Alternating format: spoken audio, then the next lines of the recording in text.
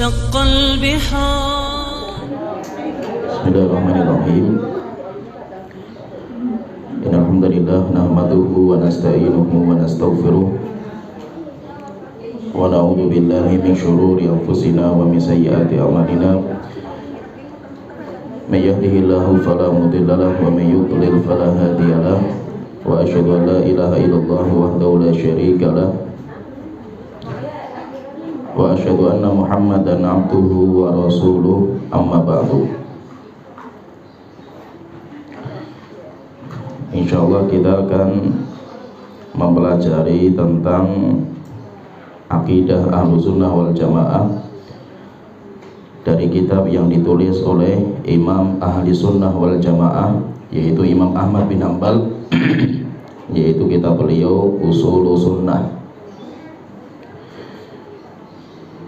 Dan sebelum kita masuk di kitab Ushulus Sunnah, pembahasan tentang akidah Ahlussunnah, kita akan mempelajari tentang biografinya Imam Ahmad, karena mengetahui tentang beliau itu sangat penting, karena beliau digelari dengan gelar yang sangat mulia, yaitu gelar Imam Ahli Sunnah wal Jamaah.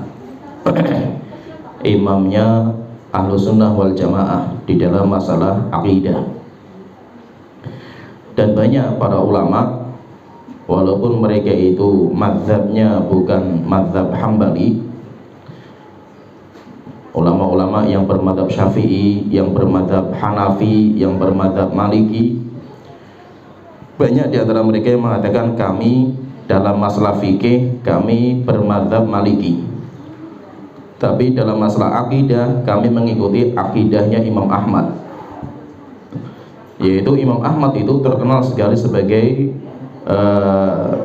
ulama yang sangat mengokohkan akidah Ahlussunnah wal Jamaah, dan itu sangat terkenal, berbeda dengan imam-imam sebelumnya, Imam Abu Hanifah, Imam Malik, Imam Syafi'i. Kenapa mereka tidak begitu terkenal? Karena zaman mereka tidak ada fitnah, yaitu ujian dari Allah belum ada. Oleh itu ulama-ulama sebelumnya, Imam Syafi'i, Imam Malik, Imam Abu Hanifah, mereka tidak pernah ngarang kitab namanya akidah. Kenapa? Karena tidak ada bid'ah yang bermunculan di zaman itu, sehingga fokusnya ulama itu tetap menjelaskan akidah, tapi tidak di satu kitab. Kebanyakan mereka itu fokusnya ke fikih, sehingga nanti Imam Abu Hanifah punya pembahasan sendiri namanya fikih beliau. Imam Malik punya kitab fikih sendiri namanya kitab Muwatta. Imam Syafi'i punya kitab juga namanya kitab Al-Um. Kalau Imam Ahmad malah kitab fikihnya nggak ada. Beliau itu fokusnya ke akidah sama ke hadis. Ngarang kitab terkenal sekali masalah hadis namanya Musnad Imam Ahmad, musnad terbesar yang isinya 30.000 hadis. Sehingga intinya, kenapa kok yang paling terkenal masalah akidah itu Imam Ahmad? Karena fitnah, yang nanti insya Allah akan kita ceritakan, namanya Zamanul Mihnah. Zamannya Imam Ahmad itu zaman Ahlussunnah, ulama-ulama mereka diuji, dan yang paling kokoh adalah Imam Ahmad, sehingga beliau yang paling dikenal. Sedangkan yang lain seperti zamannya Imam Malik tidak mendapatkan zaman itu. Imam Syafi'i mendapatkan di awal-awal, tapi belum pindah dari Baghdad pindah ke Mesir. Di Mesir belum ada fitnah itu, sehingga ulama-ulama ini tidak terlalu fokus mengarang masalah akidah, karena zamannya bukan zaman fitnah. Maka itu, tapi dalam masalah akidah, Imam Syafi'i, Imam Malik, Imam Ahmad, Imam Abu Hanifah tidak ada khilaf dalam masalah akidah. Nanti kalau kita belajar akidah itu khilafnya cuma dalam satu masalah, yaitu masalah iman. Imam Abu Hanifah menyelisih jumhur. Tetapi kalau masalah yang lain itu akidahnya sama. Sehingga kalau kita pengen tahu akidahnya Imam Syafi'i, lihat saja akidahnya Imam Ahmad. Kenapa? Karena nggak ada khilaf di antara keduanya. Jadi intinya kita sedikit pelajari tentang Imam Ahli Sunnah wal Jamaah, Imam Ahmad bin Hanbal, karena beliau sebagai pengokoh akidah Ahlussunnah di zaman itu. Nama beliau, nama Imam Ahmad itu namanya Abu Abdillah Ahmad bin Muhammad bin Hambal Asy-Syaibani. Jadi namanya itu bukan Ahmad bin Hambal, namanya Ahmad bin Muhammad bin Hambal. Hambal itu kakeknya. Tetapi setelah itu beliau dikenal dengan nama Ahmad bin Hambal. Padahal Hambal itu kakeknya, Ahmad bin Muhammad bin Hambal Asy-Syaibani. Kalau kunyahnya beliau itu Abu Abdillah. Oleh itu kayak sedikit faedah, nanti imam 4 mazhab itu semuanya kunyahnya sama kecuali Imam Abu Hanifah. Imam Ahmad itu kunyahnya Abu Abdillah, Imam Syafi'i kunyahnya juga Abu Abdillah, Imam Malik juga Abu Abdillah, kecuali Abu Hanifah. Abu Hanifah dikenal dengan nama Abu Hanifah. Imam Ahmad itu dilahirkan pada bulan Rabiul Awal pada tahun 164 Hijriah di Baghdad. 164 Hijriah. Sehingga kalau dilihat sama Imam Syafi'i itu lebih tua Imam Syafi'i sedikit. Imam Syafi'i itu lahir tahun 150. Berarti selisih antara Imam Syafi'i dan Imam Ahmad itu selisihnya 14 tahun umurnya. Dan bapak beliau yang bernama Muhammad itu meninggal ketika beliau masih kecil. Sehingga Imam Ahmad bin Hanbal itu yatim sejak kecilnya. Dan itu Imam Syafi'i juga sama. Imam Syafi'i juga sama, Imam Malik juga sama. Sehingga banyak ulama-ulama kita itu yang yatim sejak kecil, tetapi karena ibu yang mendidik itu sangat luar biasa, akhirnya menjadi imam-imam dunia. Jadi ketika masih kecil itu Imam Ahmad bin Hanbal itu beliau sudah yatim. Akhirnya beliau itu dikasih motivasi sama ibunya untuk belajar, sampai akhirnya Imam Ahmad itu rehlah keliling dunia untuk mencari ulama-ulama yang masih hidup, sampai disebutkan oleh para ulama Imam Ahmad itu tofal dunya marrotin. Imam Ahmad itu pernah mengelilingi dunia selama 2 kali. Tidak ada ulama kecuali didatangi sama Imam Ahmad. Sampai akhirnya nanti ketemu dengan guru yang paling spesial bagi beliau, yaitu Imam Asy-Syafi'i rahimahullah ta'ala. Jadi Imam Syafi'i itu guru spesialnya Imam Ahmad. Imam Ahmad sangat menghormati gurunya itu. Imam Syafi'i pun juga sangat menghormati muridnya Imam Ahmad. Dan mereka berdua itu saling memuji. Sampai Imam Ahmad mengatakan, Inna Syafi'i, sesungguhnya Imam Syafi'i itu kasyamsi lid dunya wal afiyati linnas, bagaikan matahari bagi dunia dan bagaikan kesehatan bagi manusia. Yaitu tidak ada orang yang bisa melepaskan diri dari ilmunya Imam Syafi'i. Sedangkan Imam Syafi'i, beliau juga memuji muridnya. Imam Ahmad itu dipuji-puji sama Imam Syafi'i. Sampai Imam Syafi'i mengatakan, demi Allah, mata saya tidak pernah melihat manusia paling mulia kecuali Ahmad bin Hanbal. Walaupun statusnya apa? Muridnya. Sampai Imam Syafi'i itu pernah mengatakan, Ahmad imamun fi thamani khisalin. Imam Syafi'i mengatakan Ahmad bin Hanbal itu imam dalam 8 perkara. Jadi ada 8 ilmu di mana imamnya itu Imam Ahmad. Beliau mengatakan imamum fil hadis. Yang pertama beliau itu adalah imam dalam ilmu hadis. Kemudian yang kedua imamun fil fiqhi. Beliau itu adalah imam dalam urusan fikih. Imamun fil lughah. Yang ketiga beliau itu imam di dalam bahasa Arab. Imamun fil Quran. Yang keempat beliau itu imam dalam Al-Quran. Kemudian yang kelima imamun fil faqr. Beliau itu imam dalam kemiskinan, yaitu beliau itu memilih hidup miskin. Imamun fil zuhdi. Kemudian yang keenam beliau itu imam dalam bab zuhud, cintanya terhadap akhirat dan tidak peduli dengan dunia. Kemudian imamun fil wara'. Kemudian yang ketujuh beliau itu adalah imam dalam bab wara', kehati-hatian. Kemudian yang terakhir wa imamun fi sunnah. Beliau itu imam dalam akidah. Sunnah itu yang dimaksud dengan sunnah itu akidah. Oleh itu banyak sekali nanti ulama-ulama itu memuji Imam Ahmad, sampai banyak yang menyamakan Imam Ahmad itu dengan zamannya Abu Bakar. Sampai ada yang mengatakan, kata Bishr bin Harith, beliau mengatakan maqam Ahmad fi wahdatihi wa ghurbatihi fi waqtihi.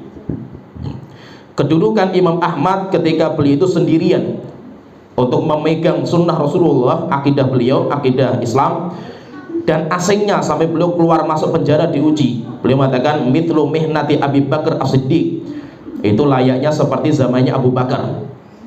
Oleh itu nanti kalau kita melihat sejarah, kalau kita itu senang membaca sejarah, itu nanti kita akan mendapatkan zaman yang paling berat dirasakan oleh Islam itu 3. Zaman yang paling berat dirasakan oleh kaum muslim itu 3. Jika seandainya tidak ada ulama yang kokoh di zaman itu, maka mungkin Islam itu hilang. Yang pertama dinamakan dengan zamanur riddah, zaman banyaknya orang murtad dari agama, yaitu zamannya Abu Bakar. Sampai Abu Hurairah mengatakan, jika seandainya bukan Abu Bakar yang dipilih menjadi khalifah, mungkin Allah nggak disembah lagi di muka bumi, karena beratnya zaman itu. Nabi Muhammad meninggal, kabilah-kabilah pada murtad. Dinamakan zaman itu dengan zamanur riddah, zaman banyaknya orang murtad dari agama. Kemudian yang kedua, zaman yang kedua namanya zamanul mihnah. Jadi ada riddah, kemudian yang kedua mihnah, zaman dimana ulama-ulama Ahlus Sunnah dites, diuji, dan depan mereka pedang. Siapa yang tidak mengikuti undang-undang penguasa, penggal lehernya. Dan yang paling kuat di zaman itu Imam Ahmad bin Hanbal. Kalau beliau itu sampai takut juga, mungkin akidah sunnah itu sudah hilang karena kekuatan ahlul bidah zaman itu. Kemudian yang ketiga, zaman yang ketiga dinamakan dengan zamanul fitnah, zaman yang penuh dengan fitnah, di mana hampir semua mazhab ulamanya itu Asy'ariyah, yaitu zamannya Syekhul Islam Ibnu Taimiyah. Sampai akhirnya belum keluar masuk penjara, sampai akhirnya difitnah, kemudian dicaci maki, dituduh, sampai akhirnya beliau itu meninggalnya di penjara, Syekhul Islam itu. Nah, jadi intinya zamannya Imam Ahmad itu termasuk zaman yang paling berat bagi Islam, karena zaman itu nanti dikenal dengan zamanul mihnah. Kemudian beliau ini, kalau kitab yang paling terkenal yang ditulis sama Imam Ahmad itu nanti kitab namanya Musnad. Musnad Imam Ahmad yang berisi 30.000 lebih hadis. Dan itu kitab musnad terbesar di dunia. Sehingga Imam Bukhari, Muslim itu gak ada apa-apanya dengan Musnad Imam Ahmad. Dan itu termasuk kitab musnad yang masih tersisa. Sebenarnya ada kitab musnad yang lebih besar daripada Imam Ahmad, tapi kitabnya hilang. Muridnya Imam Ahmad namanya Baqi bin Makhlad. Ada seseorang muridnya Imam Ahmad namanya Baqi bin Makhlad mengumpulkan musnad terbesar 2 kali lipat dari musnadnya Imam Ahmad, tapi hilang bukunya. Yang tersisa itu adalah musnadnya Imam Ahmad. Dan Imam Ahmad mengatakan ketika ngarang kitab itu kepada putranya namanya Abdullah, alaika bihadzal musnad, nah jaga kitab saya ini dengan baik-baik, fa innahu sayakunu linnasi imaman, karena buku saya itu nanti akan menjadi petunjuk bagi manusia, akan menjadi sebagai imam. Kemudian setelah itu Imam Ahmad berjalan sampai akhirnya beliau itu nanti meninggal dunia di bulan Rabiul Awal, tanggal 12 Rabiul Awal tahun 241 Hijriah. 241 Hijriah, umur beliau 77 tahun. 77 tahun. Dan beliau itu meninggalnya di Baghdad, dikuburkan juga di Baghdad. Kalau kita lihat dari 4 imam kita itu Imam Ahmad, Imam Syafi'i, Imam Malik, Imam Abu Hanifah, imam yang paling muda meninggal itu adalah Imam Syafi'i. Imam Syafi'i itu yang paling muda, umur 54 tahun meninggal dunia. Berarti beliau itu masih muda meninggalnya itu, tapi termasuk imam yang paling ilmunya paling terkenal. Imam Syafi'i itu dan pengikutnya paling banyak. Nah, sekarang kita mau belajar di sini sejarah tentang mihnahnya Imam Ahmad itu apa itu, supaya kita tergambar hebatnya Imam Ahmad, gak main-main itu. Yaitu bagaimana sih ujiannya Imam Ahmad itu kayak apa itu, supaya kita itu melihat bagaimana perjuangan imam-imam kita. Sehingga imam kita itu bukan berarti mereka itu duduk manis gak ada ujian. Imam-imam kita itu untuk menyelamatkan akidah Ahlus Sunnah, taruhannya nyawa mereka itu. Maka itu kalau kita membaca sosok Imam Ahmad, kita membaca sosok Imam Bukhari, itu mengerikan itu, fitnah yang Allah timpakan kepada mereka luar biasa ujiannya itu. Maka kita sedikit mempelajari sejarah bagaimana mihnahnya itu kayak apa, ujiannya kayak apa, sampai akhirnya beliau itu nanti diangkat dijuluki dengan julukan Imam Ahli Sunnah. Itu seperti apa? Karena Imam Syafi'i nggak mendapatkan zaman itu, sehingga nanti Imam Syafi'i itu termasuk yang bebas. Beliau bebas karena beliau itu nanti pindah ke tempat yang lain. Tetapi muridnya Imam Syafi'i yang paling setia namanya Al-Buwaiti, itu juga termasuk yang jadi korban, sampai akhirnya disiksa, dipenjara, sampai akhirnya meninggal di penjara, muridnya beliau itu.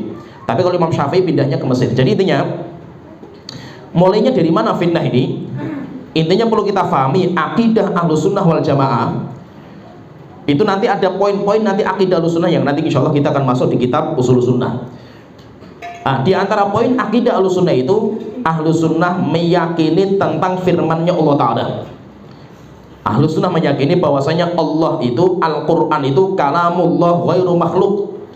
Al-Quran itu adalah firman Allah dan bukan makhluk. Dan Allah itu dalam akidah Ahlussunnah, Allah itu berbicara, dan pembicaraan Allah itu ada suara, ada huruf, dan ada kalimat. Itu akidah Ahlussunnah wal Jamaah. Ini secara ringkas. Nanti setelah itu muncul akidah-akidah yang baru. Mu'tazilah muncul. Mu'tazilah mengatakan Al-Quran itu makhluk yang Allah ciptakan, sehingga Al-Quran dengan onta, dengan Ka'bah nggak ada bedanya. Itu makhluk. Itu kalau itu Mu'tazilah. Setelah itu nanti muncul lagi namanya Asy'ariyah, Imam Abul Hasan Al-Asy'ari. Kalau Imam Abul Hasan Al-Asy'ari itu setelah fase-fase itu hilang, Imam Ahmad sudah meninggal, Imam Bukhari Muslim sudah meninggal. Setelah itu nanti baru muncul Abul Hasan Al-Asy'ari. Nah, di sana dulu sebelumnya itu antara Ahlussunnah dan Mu'tazilah itu keras sekali perbedaannya. Yaitu perbedaannya itu keras sekali. Setelah itu nanti muncul Abul Hasan Al-Asy'ari berjuang untuk menggabungkan. Jadi kalau masalah Al-Quran, misalkan Al-Quran kita ini, Al-Quran itu makhluk atau bukan? Ahlussunnah tegas mengatakan Al-Quran firman Allah, bukan makhluk. Sedangkan Mu'tazilah mengatakan Al-Quran itu makhluk. Dan ulama-ulama Ahlussunnah mengatakan siapa yang mengatakan Al-Quran makhluk kafir. Itu mereka itu. Setelah itu datang nanti Abul Hasan Al-Asy'ari pengen menggabungkan. Kata beliau, firman Allah itu ada dua. Yang pertama dinamakan kalamun nafsi, itu di hati, dan itu tidak makhluk. Sedangkan firman Allah yang keluar, suara, huruf, kalimat, seperti kita di sini kan kita ada Al-Quran kita 30 juz kan, kalimat-kalimat banyak di situ, maka itu makhluk. Itu pendapatnya Asy'ariyah, dan menunjukkan berarti apa? Asy'ariyah ini bukan Ahlussunnah yang awal. Kenapa? Karena mereka akidahnya beda dengan akidahnya Imam Ahmad, Imam Syafi'i, dan yang lainnya. Nah, jadi tegas Ahlussunnah itu mengatakan Al-Quran itu firman Allah dan bukan makhluk. Maka fahami di sini, sejak zaman dulu akidah Ahlussunnah itu nggak pernah bergeser. Kenapa? Karena bid'ah-bid'ah awal itu nggak pernah bicara masalah firman Allah. Misalkan munculnya Khawarij, muncul Syiah, itu kan di zaman sahabat, zamannya Ali, itu membicarakan cuma masalah politik.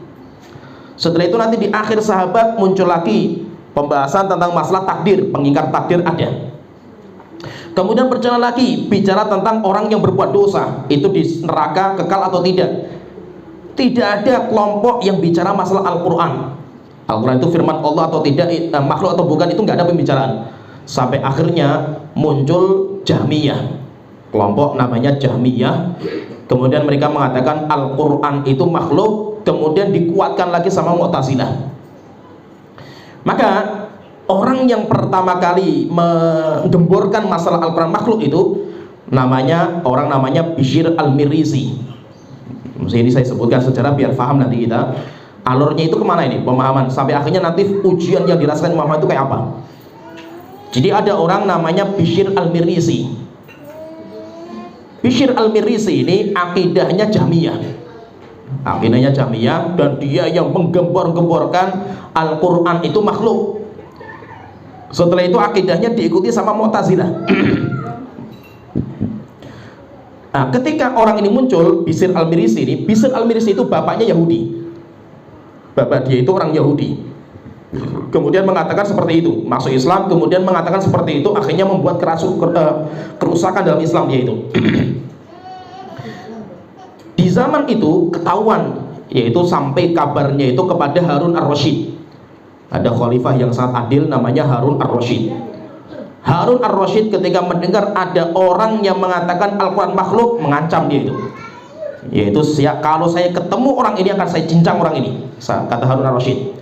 Sampai beliau mengatakan, balaghani anna Bishr bin Ghiyath al-Mirrisi, telah sampai kepada saya sebuah kabar ada orang namanya Bishr bin Ghiyath al-Mirrisi, za'ima anna al-Qur'ana makhluk, dia menganggap bahwasanya Al-Quran makhluk. Setelah itu beliau mengatakan, kata Harun ar-Rasyid, wallahi walillahi alayya in adfaranillahu bihi, saya bernazar di hadapan Allah Ta'ala, jika saya ketemu atau mendapatkan orang ini, la aqtulannahu qitlatan ma qatalah ahadun, akan saya cincang orang ini dengan cara tidak ada seorang pun dibunuh dengan cara itu. Akhirnya apa? Bishr al-Mirrisi itu ketakutan karena dari ultimatumnya Harun ar-Rasyid. Sampai akhirnya selama 20 tahun dia bersembunyi, sampai dia itu nunggu matinya Harun ar-Rasyid. Maka ketika Harun ar-Rasyid meninggal dunia, diganti sama putranya yang paling tua namanya Al-Amin. Putranya namanya Al-Amin. Al-Amin ini masih kokoh mengikuti akidah bapaknya, yaitu akidah Ahlussunnah wal Jamaah. Tapi rupanya Al-Amin itu nggak lama, setahun menjadi pemimpin, kemudian dikudeta sama adiknya, sampai akhirnya kalah, kemudian dihukum mati. Kakaknya itu dikudeta sama Al-Ma'mun. Nah, namanya Al-Ma'mun. Ini saya sebutkan orangnya, namanya Al-Ma'mun. Al-Ma'mun ini dia itu dekat sama Bishr al-Mirrisi. Ini sejarahnya itu. Jadi dia itu dekat sekali sama orang-orang yang menyimpang. Akhirnya ketika yang menjadi pemimpin raja waktu itu Al-Ma'mun, maka kelompok-kelompok yang menyimpang itu semuanya mendekati pemimpin. Sampai akhirnya Bishr al-Mirrisi itu menjadi pejabat negara, menjadi tangan kanannya raja. Padahal kakeknya, bapaknya itu Harun ar-Rasyid sudah mau membunuh orang ini. Tapi ketika yang menjadi pemimpin itu Al-Ma'mun, dia mengambil Bishr al-Mirrisi sebagai pemimpin. Akhirnya apa? Bishr al-Mirrisi itu meracuni akidahnya pemimpin raja, yaitu Al-Ma'mun, sampai rusak akidahnya. Sampai akhirnya kan nanti dia dipaksa sama Bishr al-Mirrisi untuk mendatangkan kitab-kitab filsafat Yunani kuno, Aristo, Plato, Aristoteles, kemudian dibawa ke negeri Islam, diterjemahkan, dibaca, sampai akhirnya ancur-ancuran setelah itu akidah Islam karena filsafat masuk. Itu karena Al-Ma'mun ini. Nggak sampai itu, dia mengatakan kepada pemimpin, khalifah, wahai khalifah, bikin undang-undang resmi di negara, Al-Quran makhluk. Akhirnya dibuat undang-undang resmi negara, Al-Quran makhluk. Kemudian setelah itu didekati lagi, didoktrin lagi, wahai raja, setelah kita bikin undang-undang makhluk, kita harus mengambil konsekuensinya. Apa konsekuensinya? Siapa yang tidak mau mengatakan Al-Quran makhluk, bunuh. Akhirnya apa? Disitulah dia itu mulai ada ujian, dinamakan dengan mihnah. Mihnah itu tes. Maka Al-Ma'mun memerintahkan kepada pemimpin polisi namanya Ishaq bin Ibrahim untuk menguji semua ulama. Jadi semua ulama, semua imam, semua ahli fatwa, semua ulama semuanya dites, dijejer, dites satu persatu. Kemudian ketika dites itu pedang ditaruh di depan, satu-satu maju. Pendapat kamu Al-Quran makhluk atau bukan? Kalau tidak, tebas lehernya langsung. Maju lagi, kamu Al-Quran makhluk atau tidak? Kebanyakan ketakutan. Sampai akhirnya banyak ulama-ulama itu yang mengikuti ajakan pemimpin untuk mengatakan Al-Quran itu makhluk. Di waktu itu yang terkenal menolak itu 7 orang. Yang terkenal menolak itu 7 orang. Maka 7 orang itu didatangkan khusus. Jadi ada 7 orang yang didatangkan khusus. 7 orang itu semuanya imam-imam ahlu sunnah yang keras menolak Al-Quran makhluk. Akhirnya apa? Mereka semuanya dijejer. Kemudian setelah itu dilihatkan pedang di depan mereka itu. 7 orang itu Muhammad bin Sa'ad, itu sekretarisnya Imam Al-Waqidi. Kemudian Abu Muslim, itu sekretarisnya Yazid bin Harun. Yahya bin Ma'in, Zuhair bin Harab, Ismail bin Dawud, Ismail bin Abi Mas'ud, Ahmad Ad-Daruqi. Semua ini ketika ditanya, ini semuanya imam-imam besar ini. Akhirnya apa? Ketika melihat pedang itu sudah terhunus, semuanya ketakutan. Sampai akhirnya mereka itu terpaksa membawakan kalimat tauriyah. Tauriyah itu ketika ditanya Al-Quran makhluk ya? Maka mereka mengatakan sesungguhnya Quran, Taurat, Injil, Zabur ini makhluk. Akhirnya dibebaskan. Ketika ditanya, kenapa kok kalian itu mengatakan makhluk? Enggak, saya itu maksudnya ini itu jari-jari saja, maksudnya itu supaya apa? Supaya saya itu selamat. Akhirnya 7 ulama besar ini semuanya mengikuti pemimpin. Maka tinggal 2 yang paling keras, itu tinggal 2, yaitu Imam Ahmad dan Muhammad bin Nuh. Ada Imam Ahmad dan Muhammad bin Nuh yang paling tua semua, 2 orang ini. Keduanya dipaksa untuk mengatakan Al-Quran makhluk. Beliau mengatakan enggak, Al-Quran firman Allah dan bukan makhluk. Dipaksa lagi sampai pendak diuruskan, dia mengatakan enggak, Al-Quran firman Allah dan bukan makhluk. Sampai akhirnya Ibrahim, Ishak bin Ibrahim, komandannya itu, dia tidak berani untuk membunuh langsung, karena Imam Al-Ma'mun mengatakan 2 orang itu yang masih menolak, bawa ke saya. Akhirnya mereka berdua dirantai. Rantainya itu saking beratnya itu sampai mereka itu nggak bisa ngangkat dengan tangannya. Akhirnya rantainya itu taruh di atas pundaknya mereka berdua. Kemudian setelah itu mereka dibawa ke kerajaan. Ini semua terjadi di Baghdad. Kenapa kok di Baghdad? Baghdad itu ibu kota, sehingga fitnahnya itu belum masuk kemana-mana, tapi masih fokusnya di ibu kota negara, yaitu di Baghdad. Akhirnya ketika berjalan, di tengah jalan itu Imam Ahmad itu didatangi sama seseorang yang dia itu kerja di kerajaan. Akhirnya dia itu datang kepada Imam Ahmad, menjemput di tengah jalan. Kemudian dia mengatakan, wahai Imam Ahmad, saya itu sedih sekali melihat kabar yang saya lihat. Saya ingin mengabarkan kepada engkau, tapi saya itu sedih untuk menyampaikan. Akhirnya beliau ditanya, apa yang kamu sedihkan? Apa yang kamu taui? Apa yang kamu ketahui itu apa? Dia mengatakan, saya melihat khalifah itu sudah menyiapkan pedang, sudah dilumuri racun untuk mencincang engkau itu. Sehingga kalau seandainya kamu datang di kerajaan, langsung dicincang kamu itu sama raja sendiri. Akhirnya setelah itu Imam Ahmad berdoa. Maka saya berdoa setelah itu, wahai Tuanku, jangan sekali-kali engkau ketemukan saya dengan orang ini. Yaitu orang itu mengatakan, yang tadi itu mengatakan, wahai Imam Ahmad, saya mendengar raja saya itu berdoa dan saya melihat dengan mata saya itu, karena dia pegawai. Yaitu dia mengatakan, yaitu Al-Ma'mun itu mengatakan, la in waqa'at aini ala Ahmad, jika mata saya melihat Ahmad langsung, la aqta'anna irban, akan saya potong jasadnya 1 potong demi 1 potong dengan pedang yang saya siapkan. Akhirnya ketika seperti ini, maka Imam Ahmad berdoa kepada Allah Ta'ala, wahai Tuhanku, jangan ketemukan saya dengan orang dhalim seperti ini. Subhanallah, malam harinya itu Al-Ma'mun itu meninggal dunia. Padahal belum ketemu, sampai Imam Ahmad belum ketemu, tapi Al-Ma'mun meninggal. Setelah itu sampai kabarnya kepada Imam Ahmad, beliau mengatakan, fahamitullah, saya memuji Allah Ta'ala, wa dhonantu annahul faraj, dan saya mengira setelah Al-Ma'mun meninggal, ujian itu selesai. Rupanya setelah itu saya mendengar kabar bahwa Al-Ma'mun itu diganti sama adiknya. Adiknya namanya Al-Mu'tasim. Al-Mu'tasim lebih keras lagi dalam menguji manusia, melebihi Al-Ma'mun.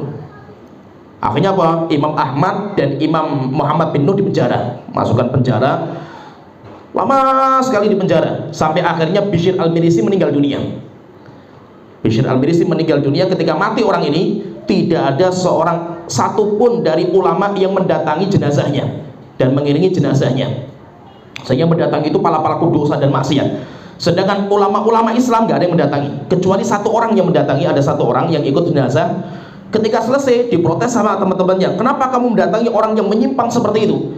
Maka dia mengatakan, saya mendatangi sampai saya iringi ke kuburan itu, orang itu. Tapi ketika saya di depan kuburan, saya doakan, wahai Tuanku, engkau telah mengetahui bagaimana kelakuan rusaknya orang ini. Dia yang telah menghancurkan agama engkau, wahai Tuanku, maka tolong azab dia dengan azab yang pedih, wahai Tuanku. Sehingga saya itu datangi kuburannya itu, saya ingin mendoakan kejelekan bagi orang itu. Orang mengira ketika Bishr al-Mirisi meninggal dunia, ganti dengan orang yang lebih baik. Rupanya dia itu menggantikan temannya, namanya Ahmad bin Abi Du'ad.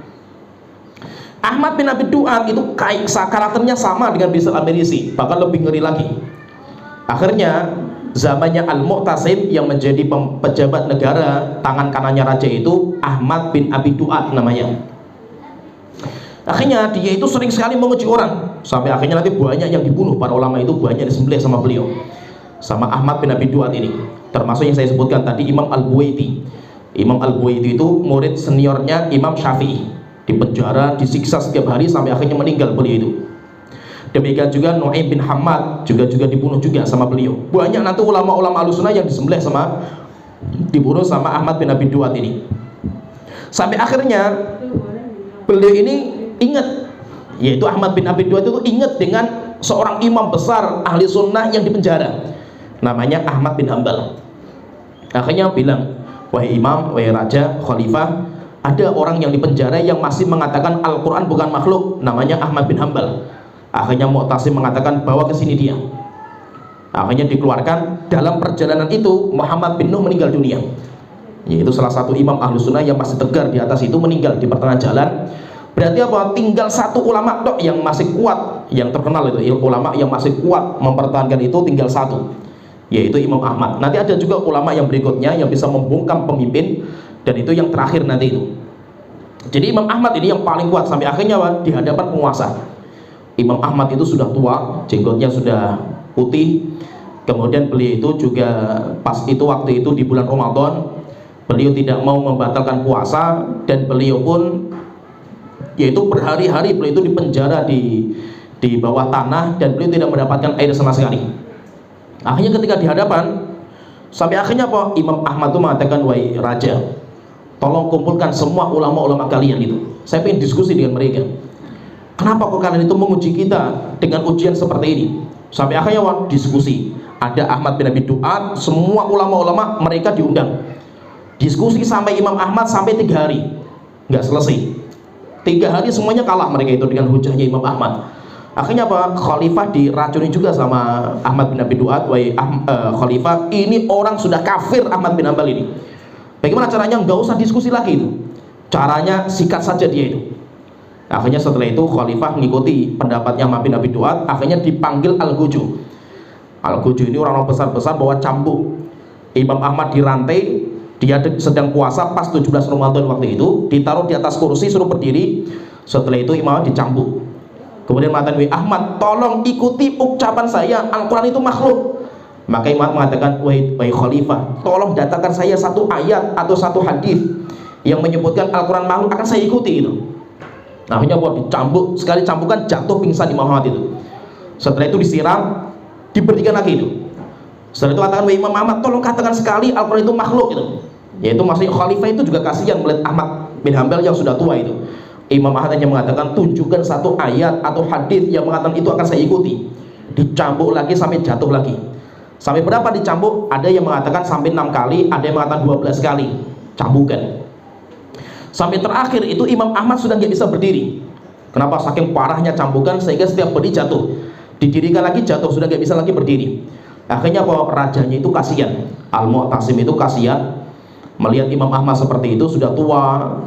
Pengennya Al-Mu'tasim itu cuma satu, Imam Ahmad ikuti saja lah ucapan itu, selesai gitu, saya bebaskan gitu. Tapi Imam Ahmad mengatakan tidak. Sampai akhirnya apa? Setelah itu setelah nggak bisa apa-apa, Imam Ahmad berbicara sudah nggak bisa, ngomong sudah nggak bisa, berdiri sudah nggak bisa, sudah kayak orang mati lah Imam Ahmad itu. Akhirnya raja itu kasihan, apalagi sudah pingsan, dia sudah nggak sadarkan diri, disiram pun sudah nggak bangun. Akhirnya raja itu kasihan, kemudian dipulangkan. Akhirnya Imam Ahmad itu sadar-sadar bangun dari pingsannya itu, tiba-tiba beliau sudah di rumah, rantainya sudah dilepas. Kemudian setelah itu dikirim dokter untuk memeriksa jasadnya Imam Ahmad. Dokter itu melihat jasad bekas cambukan itu dagingnya mati, sehingga dagingnya itu harus digunting, dagingnya Imam Ahmad. Setelah itu Imam Ahmad sudah nggak bisa apa-apa. Sampai akhirnya Imam Ahmad itu cuma dalam rumah, tapi apa? Imam Ahmad dipenjara dalam rumah, sehingga Imam Ahmad tidak boleh keluar, tidak boleh sholat di masjid, tidak boleh menyampaikan ilmu, apalagi ketemu sama orang menyampaikan hadis nggak boleh, ketahuan penjara. Sehingga apa? Zaman itu Imam Ahmad cuma di rumah, nggak boleh kemana-mana, nggak bisa apa-apa Imam Ahmad. Oh, penuntut ilmunya mau belajar, mengatakan jangan belajar, sekarang bukan waktunya belajar. Maka nanti di waktu ini pas yang saya sebutkan tadi itu namanya Baqi bin Makhlad, yaitu dia itu murid nanti yang dia itu belajar setiap malam sama Imam Ahmad di malam hari jam-jam 1 malam, dimana nggak ada yang tahu, orang-orang itu nggak tahu kalau dia itu datang ke Imam Ahmad belajar setiap malam 3 hadis. Sampai akhirnya Mu'tasim itu nanti meninggal. Mu'tasim meninggal, ganti lagi raja yang ketiga namanya Al-Wathiq. Al-Wathiq lebih mengerikan lagi, lebih mengerikan Al-Wathiq ini. Al-Wathiq ini dia itu tetap yang menjadi panutan dia, yang menjadi pejabat negara tangan kanannya itu adalah Ahmad bin Abi Duat. Nah, ketika zaman Al-Wathiq, dia itu mengatakan, kata Al-Wathiq banyak nanti ulama-ulama yang disembelih sama dia itu. Maka beliau mengatakan, saya tidak mengizinkan Ahmad bin Hambal tinggal di tempat yang saya tinggali. Terus bagaimana caranya? Imam Ahmad itu bersembunyi. Coba bayangkan itu, sampai nggak boleh keluar sama sekali. Akhirnya Imam Ahmad dibawa keluar sama murid-muridnya untuk pindah dari rumah itu. Kenapa? Karena raja mengatakan kalau Imam Ahmad tinggal di kota ini akan saya sembelih dia itu. Padahal bahwa Imam Ahmad sudah tua, sudah sakit-sakitan itu, tetap tidak boleh tinggal di kota itu. Akhirnya Imam Ahmad dibawa pulang, dibawa pergi waktu itu di rumah seseorang yang nggak ada orang yang tahu di mana tempat tinggalnya Imam Ahmad. Ketika sudah kondisinya itu sudah mulai membaik, akhirnya Imam Ahmad itu pulang ke rumahnya sembunyi-sembunyi, tapi Imam Ahmad nggak pernah keluar di rumahnya. Yaitu beliau sembunyi di rumahnya sampai nunggu fitnah ini berlalu. Dan di waktu itu ada seorang ulama al-hadis. Berarti kalau zamannya Al-Wathiq itu Imam Ahmad nggak pernah keluar. Beliau nggak boleh sholat Jumat, nggak boleh, supaya keluar nggak boleh. Maka di waktu itu banyak ulama-ulama yang ditangkapi dan dibunuh. Termasuk yang ditangkap itu ulama besar al-hadis zaman itu, namanya Ahmad bin Nasr al-Khuzai. Ini kalau kita baca sejarah beliau termasuk ulama besar al-hadis. Beliau ditangkap juga, kemudian setelah itu disidang di hadapan raja Al-Wathiq. Sampai ketika di hadapan Wathiq itu, dia itu sudah pakai kain kafan, sudah persiapan mati dia itu. Akhirnya di hadapan raja tanya, "Wahai Ahmad bin Nasr al-Khuzai, bagaimana pendapat kamu tentang Al-Quran?" Dia mengatakan Al-Quran firman Allah, bukan makhluk. Kalau yang mengatakan makhluk, mana dalilnya? Tunjukkan dalil kalau dia itu makhluk. Akhirnya rajanya marah. Setelah itu turun dari singgasana, mengambil pedang, ditusukkan ke perutnya, sampai akhirnya bocor perutnya. Setelah itu mati jatuh, nggak sampai di situ, dipenggal lehernya, sampai akhirnya jasad dan kepalanya itu dipisah. Dan nggak sampai di situ itu, sampai kepalanya ditancapkan di pintu gerbang timur, jasadnya digantung di pintu gerbang barat. Di bawahnya, jadi kepala yang dicancang itu, dicantelkan di pintu gerbang itu, bawahnya ditulisi, ini hukuman bagi orang kafir yang mengatakan Al-Quran bukan makhluk. Dan itu berjalan sampai 7 tahun loh. Kepalanya itu dicancang di situ itu sampai 7 tahun. Sampai akhirnya bahwa banyak ulama-ulama itu ketakutan. Kenapa? Karena kalau mereka itu tidak mengikuti raja, pasti mati. Akhirnya apa? Banyak ulama-ulama yang mereka itu lari. Nah, termasuk Imam Syafi'i itu nanti beliau lari di awal-awal gitu. Di awal-awal itu sudah melarikan diri dari Baghdad, kemudian pindah ke Mesir karena punya keluarga di Mesir. Sampai akhirnya kan nanti Imam Syafi'i meninggalnya di Mesir. Sehingga Imam Ahmad ketika zamannya Al-Wathiq ini, beliau itu sembunyi, tidak keluar sama sekali beliau itu dari rumahnya. Sampai akhirnya itu ada juga seorang ulama namanya Abdurrahman Al-Adhrami. Namanya itu Abdurrahman Al-Adhrami, imam besar al-hadis. Di penjara, dirantai, ketika di penjara nggak pernah dia itu diberikan izin untuk sholat, untuk berwudu nggak boleh. Sampai akhirnya Al-Wathiq ini sama Ahmad bin Abi Duat pengen mendatangkan Al-Adhrami yang waktu itu mau dihukum mati juga. Akhirnya ketika datang, dia di hadapan raja langsung mengucapkan salam, "Assalamualaikum ya Amirul Mukminin." Rajanya tidak mau menjawab salamnya karena dianggap orang kafir. Akhirnya imam ini mengatakan, "Wahai Amirul Mukminin, sungguh engkau itu nggak punya adab. Bukankah adab Islam itu kalau ada orang ucapan salam itu kan diikuti? Wa idza huyyitum bi tahiyyatin fahayyu bi ahsana minha." Akhirnya setelah itu baru menjawab rajanya, "Waalaikumsalam." Setelah itu mengatakan, "Wahai Ahmad bin Abi Duat, bantah orang ini." Akhirnya Al-Adhrami mengatakan, "Wahai raja, ini nggak adil kalau seandainya debat seperti ini kondisinya. Tolong lepaskan rantai saya dulu." Akhirnya dilepaskan sama prajurit. Setelah itu dia ngomong, "Wahai raja, selama saya di penjara saya nggak diizinkan untuk berwudu. Tolong saya minta air wudu." Akhirnya didatangkan air wudu, kemudian berwudu, sholat. Setelah itu, sekarang kita siap berdebat. Akhirnya raja mengatakan, "Ahmad bin Abi Duat, ayo mulai debatnya itu." Maka Al-Adhrami mengatakan, "Wahai raja, yang mulai pertanyaan saya bukan dia. Izinkan dia untuk jawab pertanyaan saya." Akhirnya benar, ya silahkan. Setelah itu dia tanya, "Wahai Ahmad bin Abi Duat, dakwahan yang kamu dakwahkan ini yaitu Al-Quran makhluk itu, saya tanya, Rasulullah, Abu Bakar, Umar, Uthman, Ali tahu nggak?" Dia mengatakan nggak tahu. Akhirnya dia mengatakan, "Apakah sesuatu itu nggak tahu diketahui sama Rasulullah dan Abu Bakar dan kamu yang tahu gitu?" Akhirnya dia tanya, "Enggak, coba diulangi pertanyaan ini, diskusinya kita ulangi lagi." Saya tanya, Al-Quran makhluk yang kamu dakwahkan itu Rasulullah, Abu Bakar, Umar, Uthman, Ali tahu nggak? Dia mengatakan tahu. Setelah itu saya tanya lagi, Rasulullah, Abu Bakar, Umar, Uthman, Ali tahu dan mendakwahkan nggak? Maka dia mengatakan nggak mendakwahkan. Akhirnya dia mengatakan sesuatu di mana Rasulullah tahu dan Rasulullah itu nggak mendakwahkan, kemudian kamu mendakwahkannya itu, bahkan memaksa orang itu seperti itu. Kalau kamu mengatakan Rasulullah nggak tahu, berarti kamu itu lebih mulia daripada Rasulullah. Wahai celaka, wahai orang yang menganggap kamu itu lebih mulia. Akhirnya apa? Diskusi itu Ahmad bin Abi Duat diam, nggak bisa jawab. Setelah itu Al-Wathiq itu bingung. Sampai akhirnya dia itu keluar dari tempat diskusi, masuk kamar, mukul-mukul kepala. Al-Wathiq itu bingungnya itu. Kenapa? Karena diskusi yang singkat tapi nggak bisa dibantahkan. Sampai akhirnya di akhir hayatnya itu Al-Wathiq itu dia itu bertobat tapi tidak mengumumkan. Itu yang mengatakan putranya, karena setelah itu dia itu meninggal dunia. Akhirnya ketika dia itu meninggal dunia, sebelum saya ceritakan itu.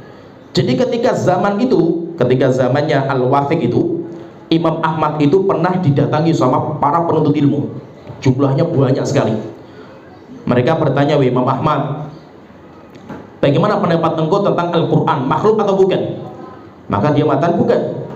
Setelah itu ditanya, "Wahai Imam Ahmad, terus bagaimana kita melihat pemimpin seperti ini? Apakah kita harus memberontak dan kita itu melawan mereka?" Maka Imam Ahmad ketika ditanya masalah pemberontakan, beliau menangis. Akhirnya beliau mengatakan, jangan, sudah biarkanlah saya menjadi korban. Yang penting apa? Ahlus sunnah wal jamaah akidahnya selamat. Kalau pedang sudah diangkat, pertumpahan darah akan terjadi di mana-mana. Maka beliau mengatakan, alaikum bil inkari fi qulubikum. Ingkarilah perbuatan penguasa itu di hati kalian. Wala takhli'u yadan min ta'atin. Jangan sekali-kali kalian itu memberontak kepada penguasa. Wala tasyukku asan muslimin. Kamu jangan memecah belah kaum muslimin. Wala tasfiku dima'akum. Kalian jangan menumpahkan darah kalian. Wa dima'al muslimina ma'akum. Demikian juga darah kaum muslimin yang gak punya dosa. Wangduru fi akibati amrikum. Coba kalian bisa melihat bagaimana nantinya. Gak apa-apa, kita sabar sejenak itu. Nanti pasti Allah akan memenangkan kita itu. Wasbiru, sabarlah kalian. Hatta yastariha birrun wa yustaharu min fajirin. Sampai orang-orang yang baik itu nanti akan tenang, yaitu ketika melihat kemenangan dari Allah Ta'ala. Dan orang-orang yang fajir itu akan disingkirkan sama Allah Ta'ala. Setelah itu sampai akhirnya mereka mengatakan, "Wahai Imam, terus bagaimana melihat kondisi seperti ini? Banyak ulama-ulama yang disiksa." Maka beliau mengatakan, biarkan saya yang menjadi korban. Kalau kalian ibadah saja itu, enggak apa-apa saya disiksa selama akidah Ahlussunnah itu masih kita pertahankan. Sampai akhirnya nanti Al-Wathiq itu meninggal dunia, kemudian dia itu diganti dengan putranya. Putranya namanya Mutawakkil. Mutawakkil ini seorang yang akidahnya Ahlussunnah wal Jamaah. Akhirnya apa? Ketika Al-Mutawakkil itu menjadi pemimpin raja, maka undang-undang itu disobek sama beliau. Setelah itu apa? Ulama-ulama ahlul bidah disingkirkan. Maka ulama-ulama Ahlussunnah semuanya diangkat, termasuk Imam Ahmad disuruh datang lagi. Imam Ahmad suruh ngisi kajian. Akhirnya Imam Ahmad mulai ngisi kajian di masjid. Ahlussunnah setelah itu gembira. Sampai akhirnya apa? Ahmad bin Abi Duat yang menjadi pejabat negara waktu itu dicopot dari jabatan dan dia diasingkan. Sampai akhirnya apa? Ahmad bin Abi Duat itu sakit. Dia itu lumpuh 4 tahun. Sehingga apa? Sampai jasadnya itu nggak terasa. Sehingga apa? Selama 4 tahun itu benar-benar dia itu diazab sama Allah Ta'ala selama 4 tahun itu. Sampai akhirnya dia itu menyesal, kemudian mengatakan, sungguh Allah telah mengazab saya dengan penyakit seperti ini. Jika seandainya jasad saya dipotong-potong pun nggak ada rasanya. Kenapa? Karena lumpuh total. Sehingga dia nggak bisa kemana-mana selama 4 tahun itu. Sampai akhirnya meninggal dunia, nggak ada seorang pun yang ngikuti jenazah dia. Akhirnya ketika sudah selesai di zaman Imam Ahmad, yaitu zamannya Mutawakkil ini, setelah itu undang-undang dicabut, Ahlussunnah setelah itu diangkat derajatnya. Ketika sudah diangkat derajatnya, bukan berarti orang ahlul bidah itu diam begitu saja, enggak. Akhirnya apa? Dikompori lagi itu. Raja Al-Mutawakkil itu kompori, Raja Ahmad bin Hambal itu di rumahnya itu ada orang yang pengen dibaiat jadi raja untuk untuk mengkudeta. Akhirnya raja marah juga dengan berita seperti itu, dicari nggak dapat, rupanya itu berita bohong. Setelah itu apa? Disingkirkan semua orang-orang ahlul bidah, disingkirkan. Kemudian Al-Mutawakkil ini ketika dia sudah mengangkat ulama-ulama Ahlussunnah, kemudian orang-orang ahlul bidah disingkirkan. Setelah itu dia itu datang kepada Imam Ahmad. Dia datang kepada Imam Ahmad kemudian bertanya, Imam Ahmad, saya ingin bertanya, Al-Quran itu makhluk atau bukan? Akhirnya Imam Ahmad bertanya kepada raja, "Wahai raja, saya ingin tanya, engkau bertanya ini untuk bertanya karena butuh ilmu cari faidah atau bukan? Atau untuk menguji?" Maka beliau mengatakan, "Enggak, saya bertanya untuk mendapatkan jawaban." Akhirnya beliau mengatakan, "Al-Quran firman Allah dan bukan makhluk." Setelah itu Al-Mutawakkil itu ngomong, "Wahai Imam Ahmad, saya datang sebagai perwakilan keluarga besar saya. Saya datang ke sini, saya meminta maafkan kepada engkau dan tolong maafkan kesalahan paman-paman saya dan bapak saya." Akhirnya ketika diucapkan seperti ini, Imam Ahmad menangis, tertunduk lama sekali, beliau nggak ngomong itu. Sampai akhirnya lama setelah itu beliau mengangkat kepalanya, kemudian mengatakan, yaitu ketika dia itu menangis, dia ngomong kepada dirinya sendiri. Dia mengatakan, "Wahai Ahmad, apa yang membuat kamu gembira ketika ada seorang muslim yang diazab karena sebab kamu? Yaitu kamu itu tidak memaafkan kesalahannya." Akhirnya setelah itu beliau mengangkat kepalanya, ngomong sama rajanya itu, mengatakan, "Wahai Raja Al-Mutawakkil, sungguh saya telah mendengar Rasulullah SAW bersabda, nanti di hari kiamat semua orang akan dikumpulkan. Setelah itu nanti ada pengumuman, liyakum man kana ajruhu 'alallah." Siapa yang orang yang pahalanya ditanggung semuanya sama Allah Ta'ala hendaknya berdiri. Fala yaqumu illal mu'afun, tidak ada yang berdiri kecuali orang yang memaafkan kezaliman orang lain terhadap dirinya. Maka Imam mengatakan, "Demi Allah, detik ini juga semua yang menzalimi saya semuanya sudah saya maafkan. Sehingga nanti di hari kiamat tidak ada yang menuntut haknya kepada saya lagi, sudah saya maafkan. Kecuali satu yang nggak pernah saya maafkan, akan saya tuntut nanti sampai hari kiamat, yaitu gembong-gembong ahlul bidah. Ini urusannya sampai hari kiamat. Kezaliman mereka nggak akan saya maafkan sekarang itu akan saya tuntut nanti sampai hari kiamat mereka di hadapan Allah Ta'ala. Tapi kalau yang lain, para raja, para menteri, para polisi, ajudan yang menyiksa saya, semuanya sudah saya maafkan. Karena kebanyakan mereka itu orang-orang bodoh yang diracuni dengan fitnah-fitnah yang ada. Tapi gembong-gembong al-bidah, kata beliau, saya tidak akan mengampuni mereka. Mereka akan saya tuntut nanti sampai hari kiamat." Akhirnya setelah itu datang, yaitu orang-orang itu datang. Setelah itu beliau memuji semuanya Imam Ahmad. Akhirnya setelah itu Imam Ahmad diangkat lagi derajatnya. Setelah itu beliau ngisi kajian. Ketika ngisi kajian yang datang banyak sekali, sampai 5.000 orang yang datang. Sampai akhirnya murid-murid beliau berdatangan, Imam Bukhari, Muslim dan yang lainnya berdatangan dan menuntut ilmu kepada beliau. Dan sampai ada jadi ada sebuah cerita yang perlu saya tambahkan di sini. Imam Ahmad itu yang mengokohkan beliau itu apa gitu. Sampai akhirnya kenapa beliau itu sampai kokoh seperti ini tuh, sampai nggak bergeser akhirnya, sampai nyawa jadi taruhan itu. Karena Imam Ahmad itu ketemu orang Badui di jalan ketika beliau itu dirantai tadi, kemudian mau dibawa untuk ketemu sama raja. Sampai akhirnya kan rajanya kan meninggal itu, raja yang pertama itu Al-Ma'mun. Imam Ahmad itu beliau ketika berjalan itu ketemu dengan seorang Badui. Kemudian orang Badui itu memberikan nasihat. Imam Ahmad sendiri itu sampai berkata itu, kata beliau mengatakan, kata Imam Ahmad, diceritakan itu sama sebagian ulama, lama humila Ahmad dakhala alaihi Abu Thawbah al-Halabi. Ketika Imam Ahmad itu dibawa mau diarahkan ke kerajaan, istana kerajaan, di tengah jalan itu ketemu dengan Abu Thawbah al-Halabi, orang Badui. Orang Badui, dia mengatakan kepada Imam Ahmad, "Ya hadza, wahai orang ini," yaitu maksudnya itu Imam Ahmad, "inna a'yunan nasi mamdudatun ilaika." Ketahuilah bahwasanya semua mata kaum muslim itu melihat kepada engkau itu, wahai Ahmad. Semuanya itu berharap kepada kamu itu. Laqad kunta ta'lamu annaka taqumul maqam alladhi fihi istinqadhal khalqi fima bainahu wa bainallah. Ketahuilah Ahmad, ketahuilah nanti kamu akan berdiri seperti ini di hari kiamat ketika berhadapan dengan Allah Ta'ala. Maka jangan kamu korbankan akidah kaum muslimin karena kamu takut mati. Kalau kamu selamat sekarang ini, wahai Ahmad bin Hanbal, ingat nanti di hari kiamat Allah akan menyidang kamu di hadapan Allah Ta'ala. Wa illa faj'alil qayyid alladhi fi rijlika fi rijli. Kalau memang kamu tidak mampu, wahai Ahmad, kata orang Badui itu, lepas saja rantainya, taruh ke saya, biar saya menjadi korban untuk membela akidah Ahlussunnah wal Jamaah. Setelah itu Imam Ahmad ketika mendengar ucapan itu, sampai kata beliau mengatakan, kata Imam Ahmad, "Ma sami'tu kalimatan." Demi Allah, saya tidak mendengar sebuah kalimat. "Mundu waqa'at fi hadzal amr." Ketika terjadi fitnah seperti ini, aqwa min kalamati a'rabiyyin. Lebih kuat untuk memotivasi saya untuk hidup di atas fitnah ini kecuali ucapan orang Badui itu. Ketika dia itu berjalan lagi, saya mau jalan, kemudian saya sudah kokoh dengan ucapan itu. Setelah itu ketika mau jalan, orang Badui itu ngomong lagi sama saya, ya Ahmad, iyaqtulkal haqqu mutasyahidan. Wah Imam Ahmad, kalau seandainya kamu itu dibunuh karena sebab kamu membela akidah yang benar, kamu itu mati syahid.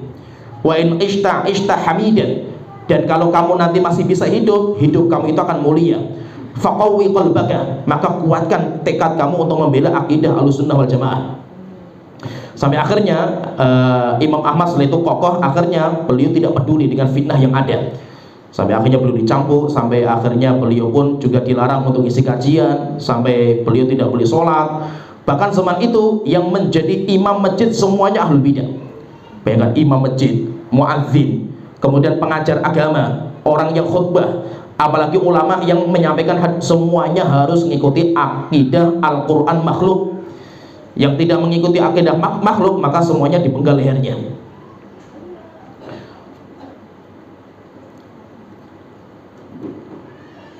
Kemudian ada sebuah riwayat juga, yaitu cerita bagaimana nanti Imam Ahmad itu ketika menghadapi mereka, yaitu ketika Imam Ahmad itu berhadapan dengan mereka sampai akhirnya diskusi. Imam Ahmad itu diskusi sampai akhirnya ketika diskusi itu membuat mereka itu semuanya tunduk, yaitu mereka itu semuanya berhenti. Dalilnya Imam Ahmad sampai akhirnya mereka itu nanti memaksa raja itu untuk menyiksa Imam Ahmad. Jadi ada sebuah cerita, Imam Ahmad itu ketika berhadapan sama raja, diskusi lama lah, debat satu dalil bantah sama Imam Ahmad, satu dalil bantah lagi sama Imam Ahmad, satu dalil lagi bantah lagi sama Imam Ahmad. Sampai akhirnya mereka itu sudah tidak bisa menjawab. Akhirnya mereka itu mengatakan kepada raja, wahai raja, tolong cambuk saja orang ini. Setiap Imam Ahmad dicambuk, Imam Ahmad itu, yaitu dia itu nggak merasakan sakit sama sekali itu. Yaitu di dalam riwayat disebutkan itu sama sekali tidak merasakan sakit sama sekali.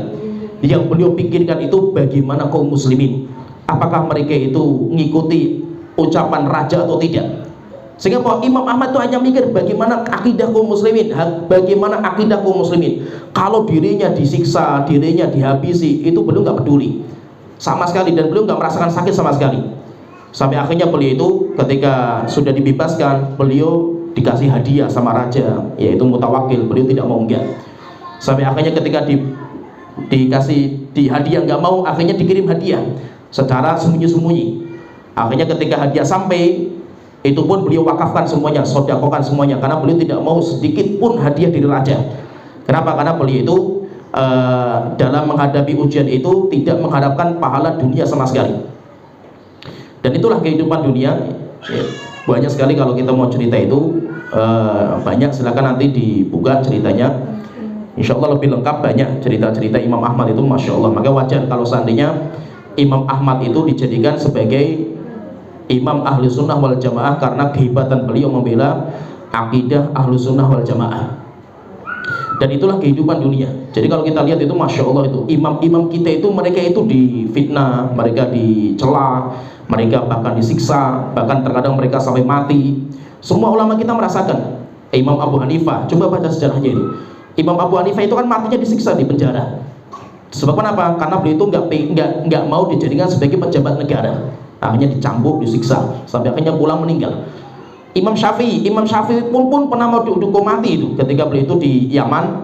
Kenapa? Karena beliau itu difitnah sama orang-orang yang hasad, ulama-ulama yang hasad sama beliau. Karena beliau datang ke Yaman, muridnya banyak sekali beliau. Sedangkan ulama-ulama Yaman itu muridnya pindah semua ke Imam Syafi'i. Akhirnya hasad, kemudian dicaci maki atau difitnah. Dilaporkan kepada penguasa kalau Imam Syafi'i itu mau mengkudeta negara. Akhirnya ditangkap, semua murid Imam Syafi'i juga ditangkap. Waktu itu mau dihukum mati semua. Tapi akhirnya debat sama Muhammad bin Hasan Asyibani. Setelah itu Imam Syafi'i dibebaskan. Imam Ahmad seperti itu. Imam Bukhari juga. Imam Bukhari sebelum meninggal dunia pun gak ada seorang pun yang belajar sama beliau. Diusir dari negeri ke negeri. Kenapa? Karena hasad gurunya. Gurunya sendiri pun hasad. Akhirnya menuduh Imam Bukhari sebagai orang yang akidahnya sesat dan menyimpang. Menunjukkan apa? Gak ada orang itu yang selamat dari fitnah. Kalau kita itu nggak difitnah, itu malah tanda tanya bagi kita. Anda itu siapa kok nggak difitnah itu? Kalau kita itu nggak difitnah, mungkin Allah malah nggak cinta sama kita itu. Maka tanda cintanya Allah kepada kita itu ketika kita itu akan diuji sama Allah Ta'ala. Maka bukti Allah mencintai kita itu ketika kita itu diuji. Oleh itu masuk surga itu nggak mudah. Allah Ta'ala berfirman, am hasibatum an tadkhulul jannata. Apakah kalian itu mengira masuk surga itu mudah? Yaitu walamma, yaitu masuk surga itu gampang, tinggal kita matan beriman kami itu masuk surga. Tidak, nggak bisa seperti itu. Masuk surga itu berat. Sampai Allah Ta'ala juga mengatakan, ahasiban nasu ayyutraku. Apakah manusia itu mengira ketika mereka beriman dibiarkan begitu saja? Ayyaqulu amanna, ketika mereka mengatakan amanna wa hum la yuftanun, kemudian mereka nggak diuji. Pasti mereka akan diuji. Dan ujian itu, pahami ini, sesuai dengan kadar kemampuan iman kita. Iman semakin tinggi, ujiannya itu semakin mengerikan. Jadi ibaratnya ujian itu kayak pohon. Pohon itu semakin tinggi, maka angin yang bertiup itu semakin kencang. Demikian juga ujian. Kalau kita itu diuji, kok kita itu gelisah, kita itu takut, kita was-was, padahal ujian itu nggak ada apa-apanya dibandingkan dengan ujian ulama-ulama kita. Terus bagaimana caranya untuk mendinginkan diri kita dari ujian yang ada? Kita itu sering membaca biografi ulama-ulama kita. Supaya kita merasa dakwah ini kok banyak sekali tantangan dan yang lainnya. Rupanya ulama-ulama kita itu nyawa taruhan mereka untuk mempertahankan akidah mereka. Ya, sebenarnya sini pembahas kita secara ringkas tentang Al-Quran makhluk. Nanti silakan dibaca, banyaklah di tulisan-tulisan itu banyak tentang sejarahnya Imam Ahmad, itu banyak sekali. Dan wajar kalau seandainya karena keteguhan beliau, akhirnya beliau itu dijadikan sebagai imam ahlu sunnah wal jamaah. Nah, insya Allah pertemuan berikutnya kita masuk di kitabnya beliau, kitab Ushulus Sunnah. Tapi nanti kita belajarnya gantian dengan belajar kaidah dan adab dalam memahami khilaf. Jadi gantian nanti belajarnya, akidah kemudian adab, akidah kemudian adab. Nanti mudah-mudahan bukunya itu nanti di pertemuan berikutnya sudah ada, atau bisa download. Banyaklah kitab-kitab Ushulus Sunnah dan sudah diterjemahkan banyak di internet, nanti kita carikan, bisa di download dan mudah-mudahan bukunya itu ada sehingga kita belajar itu kita bawa kitab. Ya, sampai sini waktu udah mana? Alhamdulillahirobbilalamin, sallallahu Muhammad wa ala alihi washabihi ajmain. Saya tadi mendengar ceramah dari Ustaz Tauhid itu, berarti zaman kita sekarang yang kita alami itu persis di zaman waktu dulu. Zaman kita itu malah nggak ada apa-apanya gitu. Dibandingkan dengan zaman Imam Ahmad itu nggak ada apa-apanya kita. Cuma kita itu ngeluh gitu. Banyak ngeluh kita itu. Sekarang pertanyaan, saya masih bisa ngasihkan kajian kan, masih bisa gitu.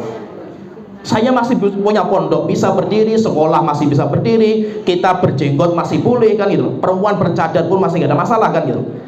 Coba kalau kita zamannya Imam Ahmad itu, semuanya ditaruh pedang di leher kita itu, mengatakan akidah Al-Quran makhluk atau tidak itu. Kayak apa kita kalau seandainya kita hidup zaman Imam Ahmad itu, ngeri sekali, gak terbayangkan gitu.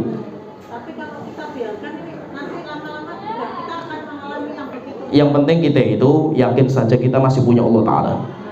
Di situ dong, senjata kita itu cuma satu, Allah wis gitu. Nggak ada yang kita harapkan gitu selain itu gitu.